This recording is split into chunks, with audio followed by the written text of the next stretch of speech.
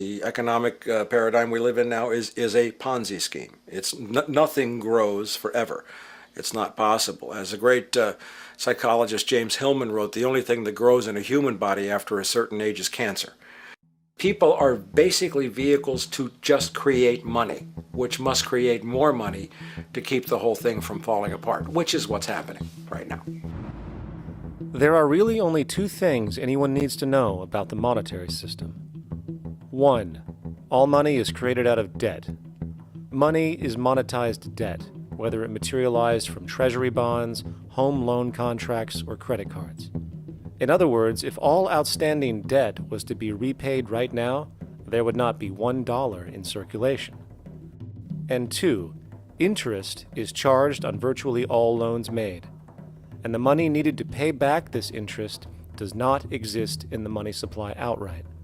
Only the principal is created by the loans, and the principal is the money supply.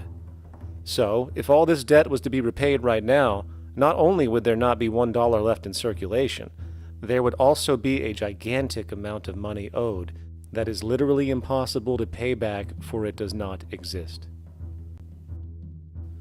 The consequence of all of this is that two things are inevitable: inflation and bankruptcy. As far as inflation, this can be seen as an historical trend in virtually every country today, and easily tied to its cause, which is the perpetual increase of the money supply, which is required to cover the interest charges and keep the system going. As far as bankruptcy, it comes in the form of debt collapse. This collapse will inevitably occur with a person, a business, or a country, and typically happens when the interest payments are no longer possible to make. But there is a bright side to all of this. Well, at least in terms of the market system. Because debt creates pressure. Debt creates wage slaves. A person in debt is much more likely to take a low wage than a person who isn't, hence becoming a cheap commodity. So it's great for the corporations to have a pool of people that have no financial mobility. But hey, that same train of thought also goes for entire countries.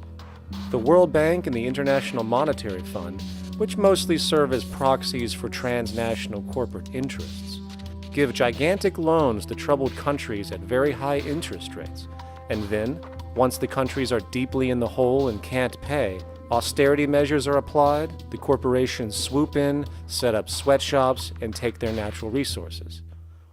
Now that's market efficiency.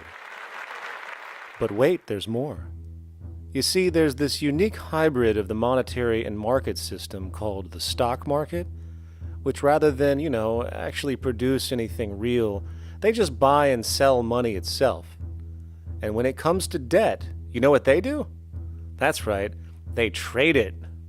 They actually buy and sell debt for profit, from credit default swaps and collateralized debt obligations for consumer debt, to complex derivative schemes used to mask the debt of entire countries, such as the collusion of investment bank Goldman Sachs in Greece, which nearly collapsed the entire European economy.